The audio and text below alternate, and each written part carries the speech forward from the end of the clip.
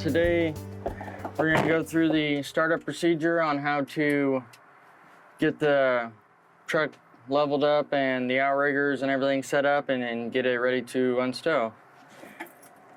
First, fire the truck up.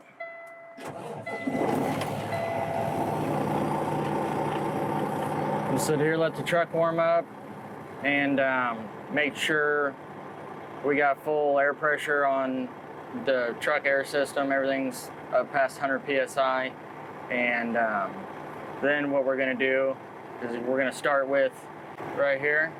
We're going to drop the rear suspension, which is that guy right there, the one on the far left, and that will lower the back end of the truck down, dump the airbags. That way the rear outriggers don't have to travel as far. And then we're going to start with pushing in our clutch fully, and we're going to engage the drive system for the pumps to put down the outriggers. And what you got to do is push the clutch all the way down. Brakes have to be released, or set, not released, where they're both park brake and everything's on. And then you're going to want to take your shifter and put it in 7 high, so you'll lift up the range, and then the splitter over here on the side, that gray lever, that's got to be all the way forward, and that lever's got to be all the way up to be in 7 high. And then we'll put it over here in 7th gear, let out slowly, and this switch right here that says lower, that's going to disengage the hydraulics.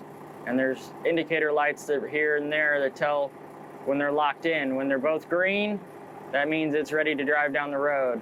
When they turn red, that means that that pump or the air compressor is locked in. So if I push and hold this lower button and I slowly let out on the clutch, just real easy, it'll shift like that. And then it's now locked in the drive line to start turning the pumps for the crane and the winch and all that stuff on the back end of the truck. So I'll just hold that down, slowly let out on my clutch, and now that's engaged and we're good to go.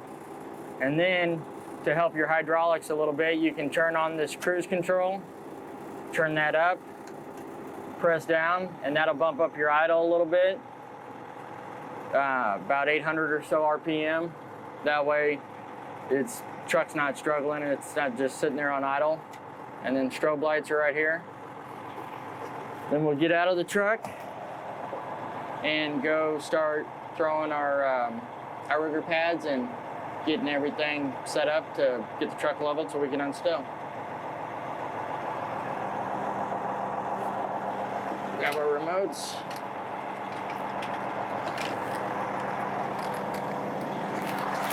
All right, so then we're gonna start. I usually take my remotes and hang them back here on the back of the truck while we get ready.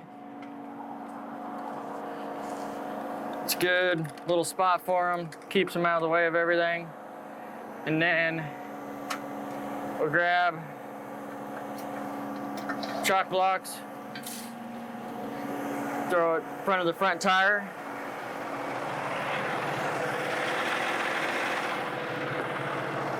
And we get in this toolbox here and grab these Dyka pads out for our outriggers. I usually keep a hammer in there to help put on the air fitting. But we'll take these outrigger pads, lay one there,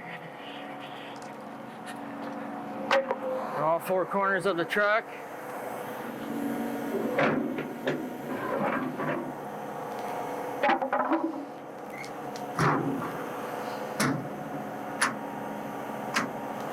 And over on this side is I'll put down my front outriggers first, stepping up here, unlatch this box, and make sure this switch is in the up position for front outriggers. That'll let you be able to run these down with these air switches right here. One on the left does driver's side, one on the right does passenger side.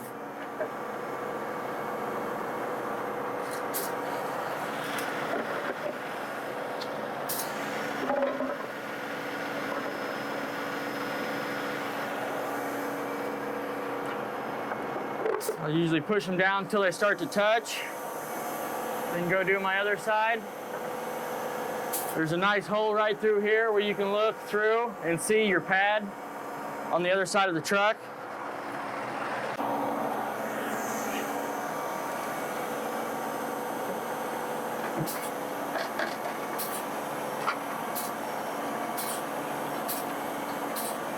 Usually just bump them up enough just to get the truck kind of leveled out.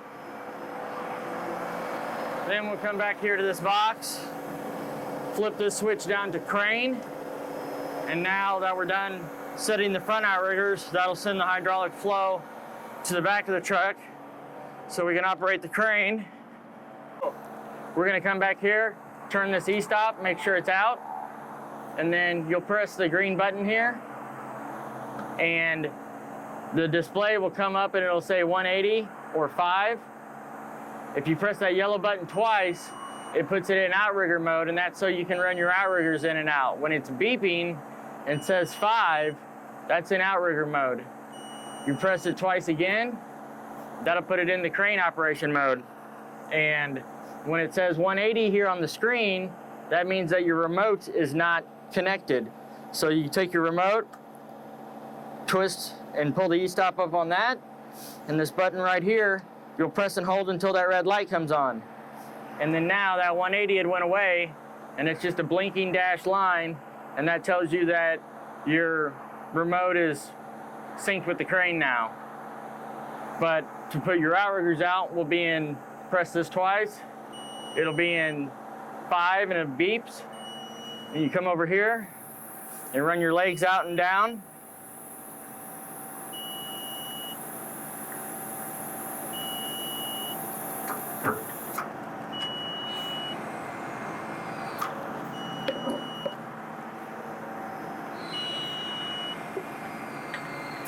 And go over to the other side. Over here to this side, run our leg out. This lower one here does your leg in and out. And that top one will do your jack up and down. And we'll go get it fairly centered on our pad. Push it down and start lifting the truck up. And then the one below it does the other side. And so we'll just kind of walk this back end up a little bit. Get some good ground penetration. Both all the way down. We should be good there. And so now that we have this truck all the way up, I usually run them down as far as I can. Most time you can run them all the way down, but you don't want to run them down too far where the tires come off the ground. Then all the load and everything is transferred straight into these legs, which you don't want. You want the tires to be touching the ground still a little bit. That way it gives the truck or the crane stability, using the truck as a counterweight, enough where it's counterweighting the drill, but not so much where the tires are off the ground and then the whole truck's shaking and rocking really bad. And it just puts a lot of undue stress on the outrigger leg jacks and the front legs.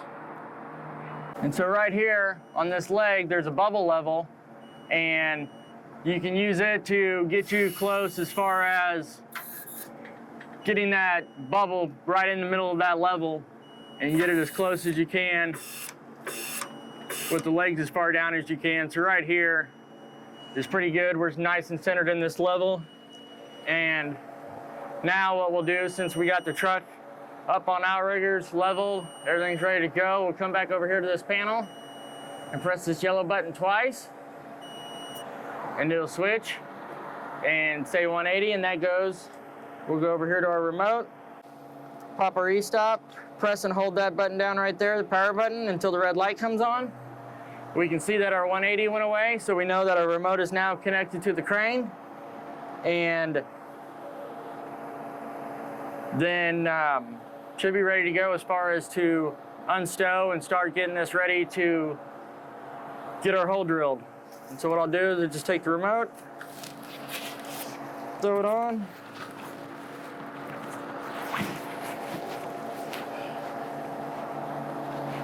I'll double check and make sure that it's connected and good. If you press and hold this, the horn should go off. like that. And so now I'll stand back over here and we'll go through all the processes of starting to unstow the drill from the rack and get it ready to start drilling a hole. So now that I usually stand back a little bit. That way, one, you're not under the load, and two, can see the crane unstowing and everything. So now that we're ready to unstow, I just usually push the main power button. Our red light is still on, and I'll push and hold this, and that tells me that the remote is still connected to the crane, everything's good, and we'll start to unstow the drill by pulling this lever here, and we'll bring it up out of the rest just slightly, boom up a little bit. Then after we had boomed up a little, we'll hit our winch button here, and we'll bring the back end of the drill up out of the rest. Once we get it up out of the rest a little bit, go back, continue booming up. And I always stand back here and stand clear of it because you don't want to be underneath the swinging load and anything like that. If something was to break or something, that drill come down, you don't want to be in its path. And so now, when we got it up, we'll start to rotate to where we're going to start drilling our hole. And so we'll rotate around, bring it around off the back of the truck.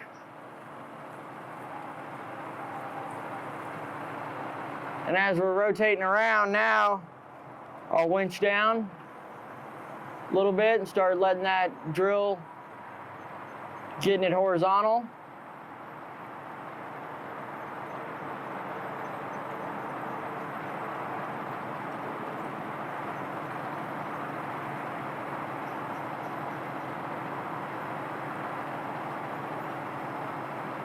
Now we're clear of that outrigger leg. We're swung around off the back. I'll retract here, pull my telly in, continue to let it down.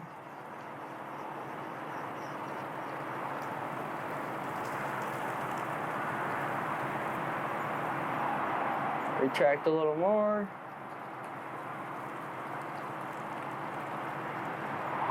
And we'll get it to where that drill is straight up and down, and we got slack in our chains, and then we'll go to the back and unhook our chains and position our drill.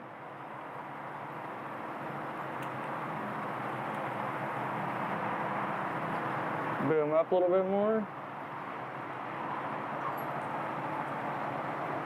Telescope all the way in.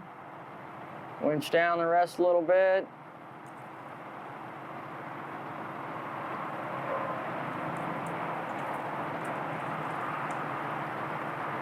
Now we have our drill hanging straight up and down, and our chain slack, and we can go unhook them. We don't want to keep running that without any weight on there because you'll bird's nest the winch drum and make a big old mess up there at the winch cable when you're unwinding it with no load on it. All right, so now we're going to start with, we got it over here where we can reach it.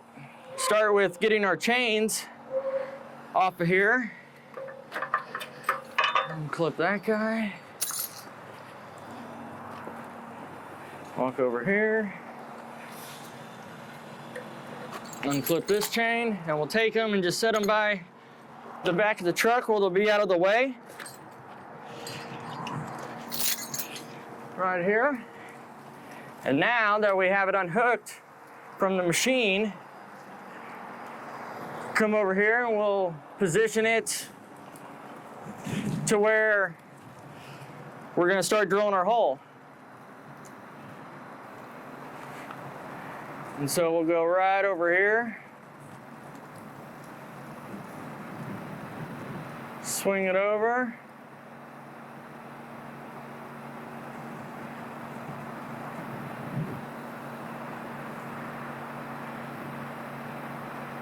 and then we'll extend down a little bit.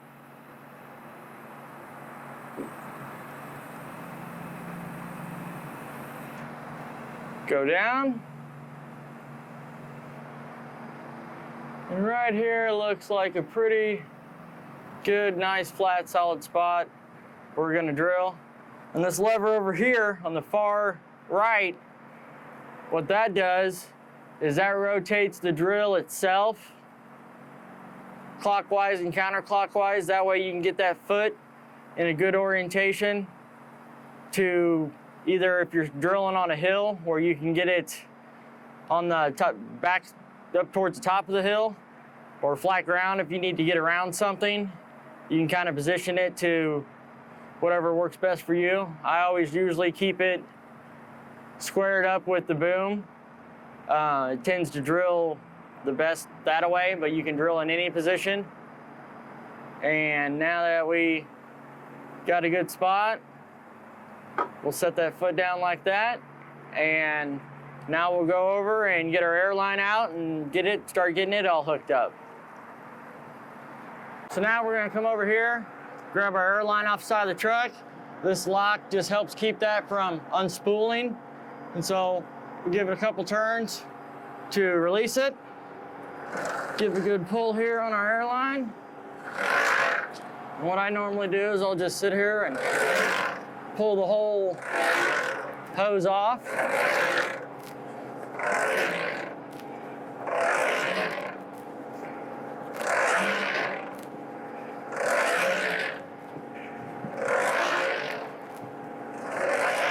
And then once we get all the way around, where our fitting is pointing straight out on the bottom side, we'll come over here and just give that a couple turns, just snug it back up.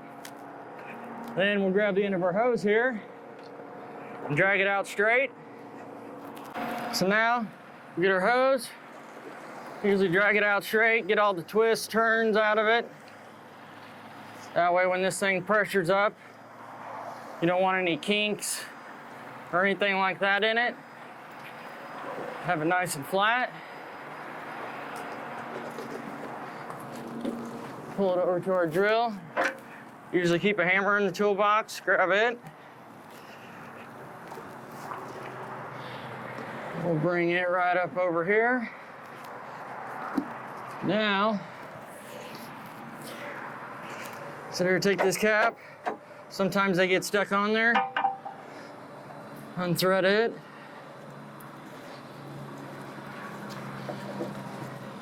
Take it off.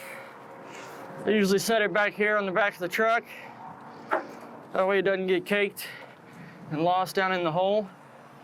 And we'll take the end of our line, make sure there ain't no crumbs in the end. Start threading it on.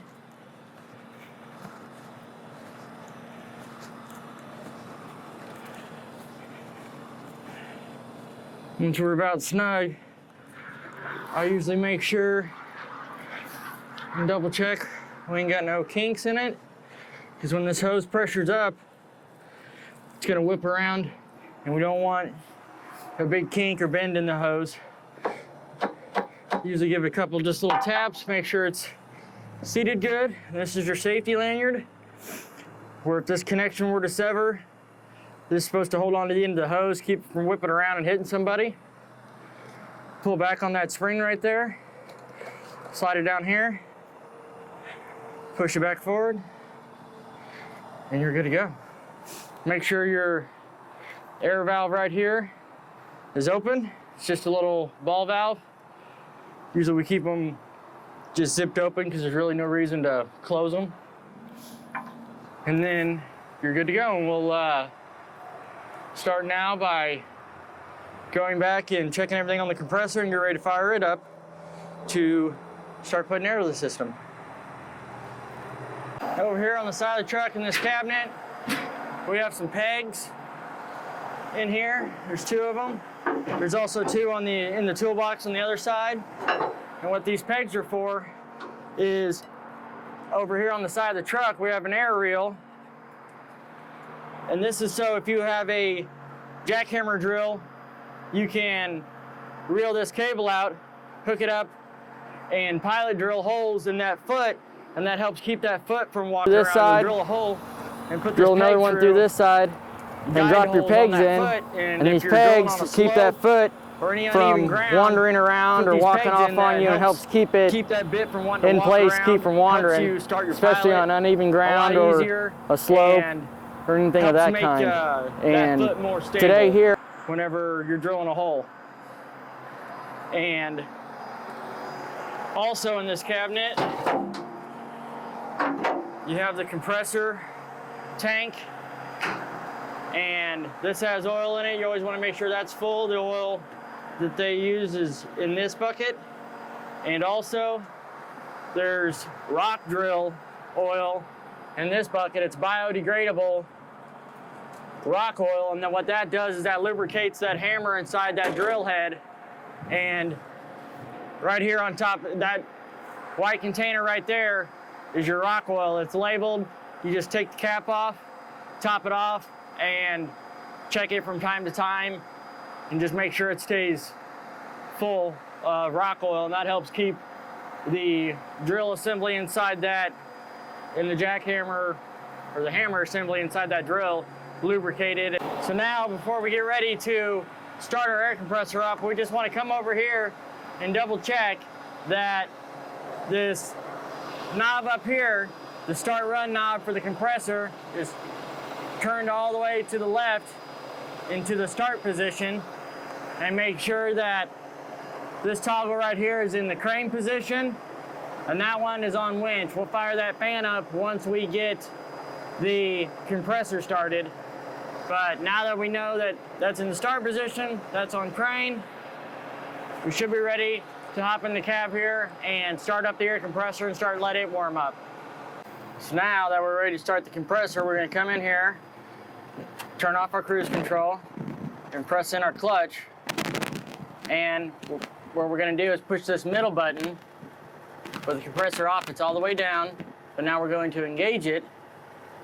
And so we're going to push it all the way up.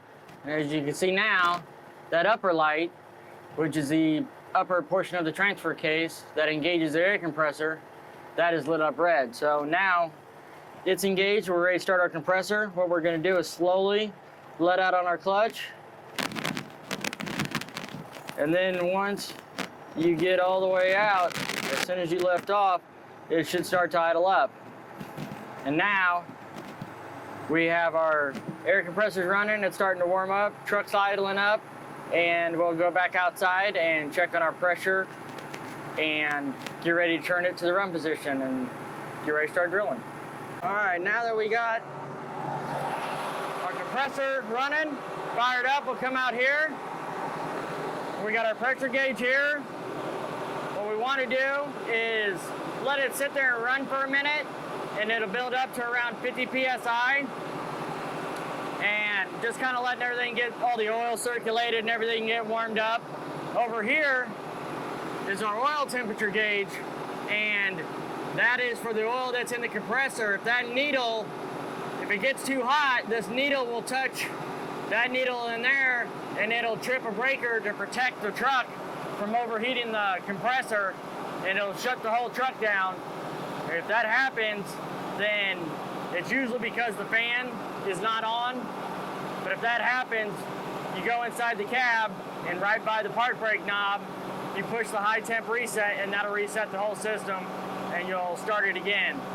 But now that our air pressure, we're getting up to 50, and so we'll want to turn our fan on.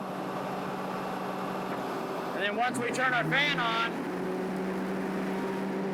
after we turn our fan on, we'll turn this to run. And now our pressure will come up to 180. And now we'll go back here and grab these remotes, and we'll be ready to drill. So I usually hang these back here.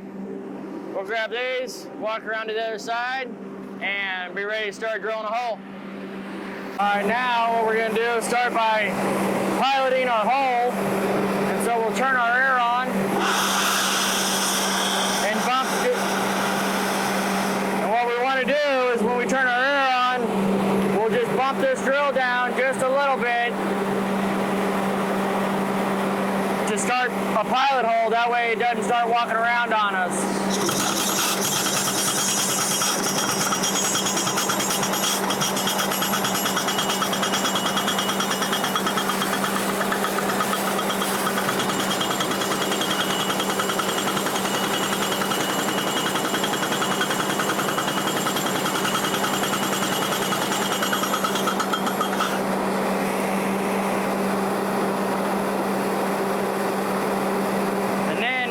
got a pilot hole started, we can work on bumping it down.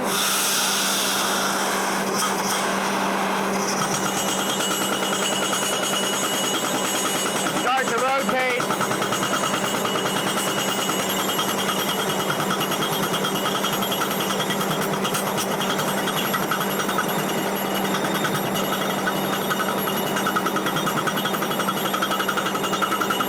So I'll go over these controls.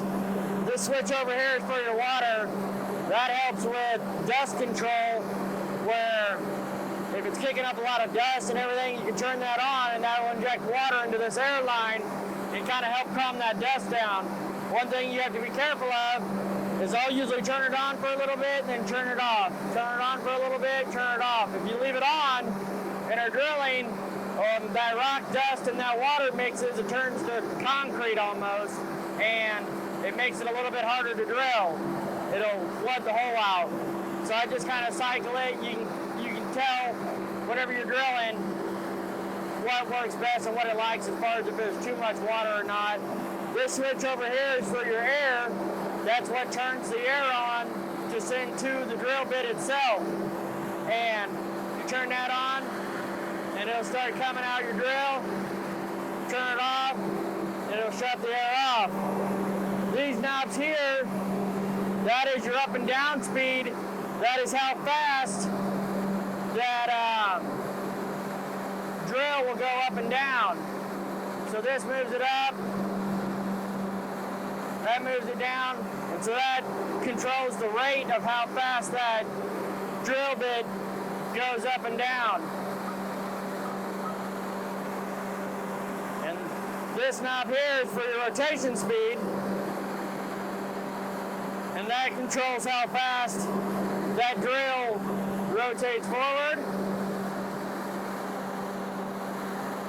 and reverse, which you really never want to go in reverse when you're drilling, because you can actually unscrew that bit and lose a drill bit down in the hole. You always want drilling forward, but this knob here will adjust your forward and reverse speed as far as the rotation speed.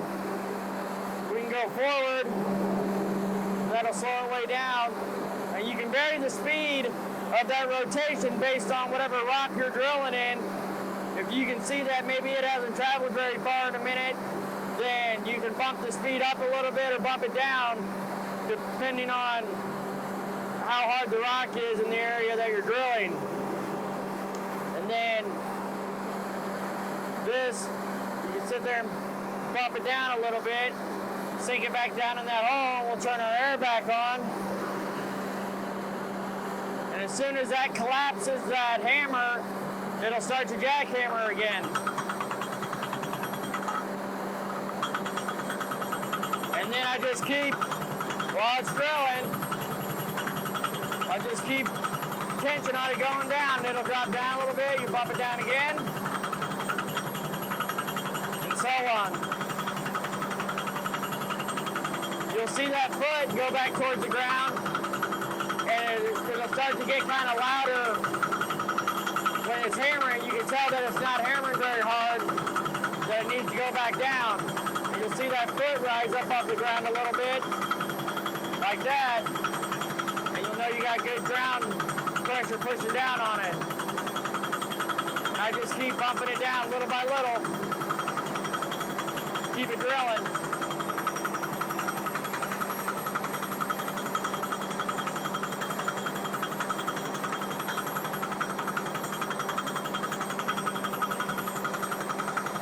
To clear the hole, just lift it up a little bit, and it'll kind of help clear the debris or the rock chips at the bottom of the hole out.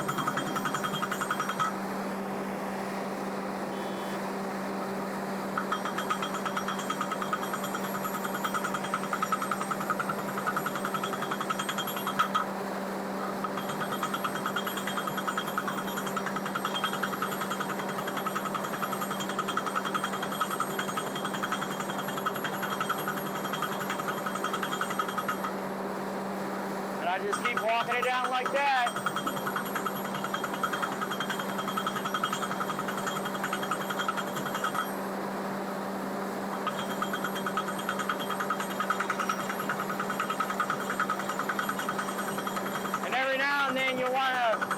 make sure your crane still has down pressure, pushing the foot down by pushing that down and just making sure it's keeping that foot flat on the ground.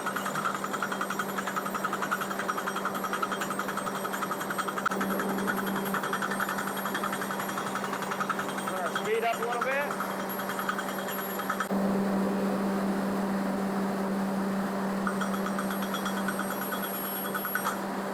If we get stuck like that, sometimes I'll turn that speed up a little.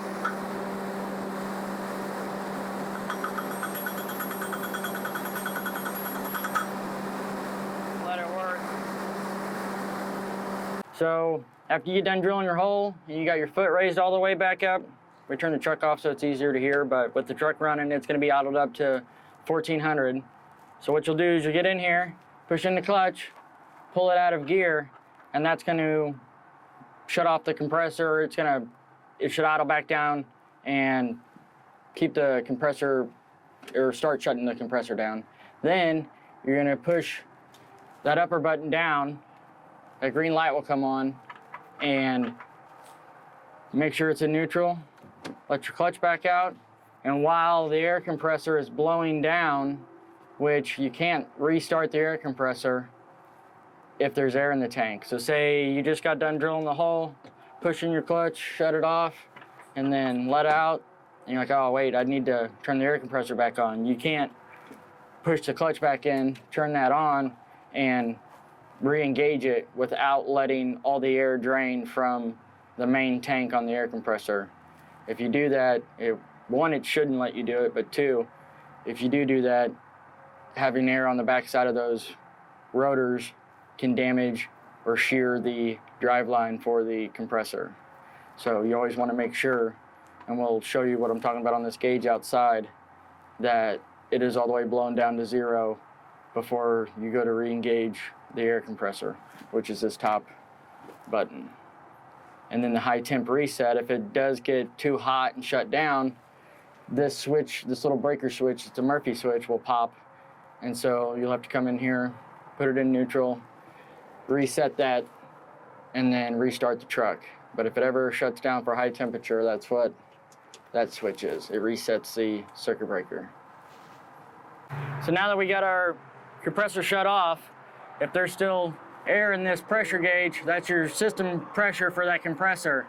When there's air in here, this blowed on active will be on, and you cannot restart that air compressor until this gets all the way down to zero. And when that happens, this red light will turn off, this one will turn on. You cannot restart it once you've shut it off if this light is on. And then, now that it's blown down, it's ready again, we'll turn our start run knob from run back to start. And then our selector switch, so that way it doesn't start up with the fan on again, we'll turn that from the fan, put that back to winch, and now our compressor is good to go and it's ready to restart. We have our run and start, that's on winch, compressor's ready. So now if we needed to, we could start the compressor up again. But since we're done with our hole, there's really no need to, so we'll just leave those like that. And then we will go around here to unhook the air line now that we have no pressure in the tank and it's safe to do so. So now that we've gotten the air compressor shut down, the fan turned off, the winch turned back on over there on our board, and it turns back to the start position, we're going to do the opposite of what we did when we were hooking up the air line, grabbing that braided cable, sliding it up off of the connection, taking the hose end off the drill, and then what I do is I'll usually take that end and draw it straight out from the truck, and then once you get it out all nice and straight, you can come over here, and this button right here will reel in this air line. So you push that and just guide your hose and reel it in, and then once it's all the way reeled in, you'll turn this knob back, snug it up, and that's the lock just to keep it from unwinding and unreeling. And then after that, your air hose is good and ready to go. Then you start going over to the other side, and we'll be stowing the crane and pulling the outriggers and everything back in. So now what we're gonna do is we'll grab these chains from the back of the truck, and we'll come over here and reattach this bridle.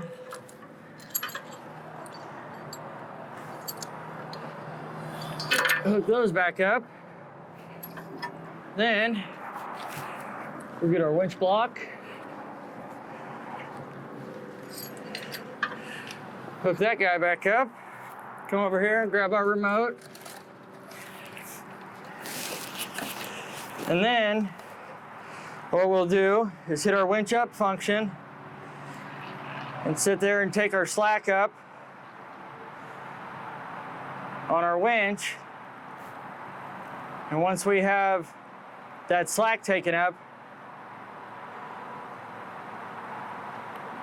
after we get our winch cable tight and snugged up, we will boom up, swing it the rest of the way up, and begin to stow it, or swing it around to stow it on the truck.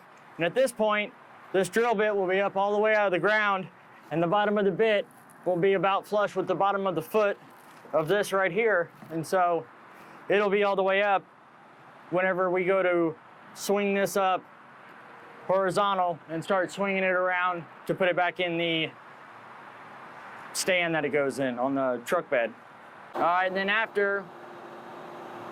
this point, the crane will be over stowed in its rest, and the stowing procedure is the exact opposite of the unstowing procedure.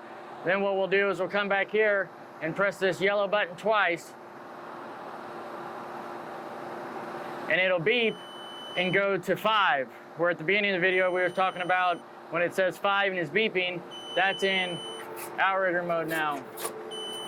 And so the outriggers function, what we'll do is we'll suck the outriggers up and pull the legs in, and then after that I usually turn that e-stop on and come over here to this front box, and we'll open it up and we'll turn it from crane to front outriggers, that switch up, and then we'll run our front outriggers up, pick up our pads, throw the pads back in our toolbox, and at this point it'll be stowed, all the outriggers will be in, and we just need to flip the switch in the cab to put it back in road mode and be ready to drive off.